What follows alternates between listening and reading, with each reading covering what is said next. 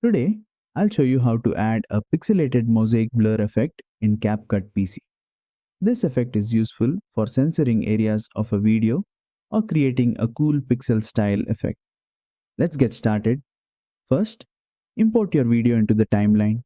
Now, open the effects panel from the top toolbar and search for mosaic. Once you find it, simply drag and drop the effect onto your video clip. Instantly, you'll see the pixelated blur applied to your footage. Now, let's fine tune it. Head over to the right side editing panel where you'll find a blur slider. Increasing the slider will create larger pixel blocks, making the blur stronger and more noticeable. Decreasing the slider will create smaller pixel blocks, making the blur look more refined. And that's it. You've successfully added the mosaic blur effect in CapCut PC. Use it creatively for censored areas, glitch effects, or artistic edits.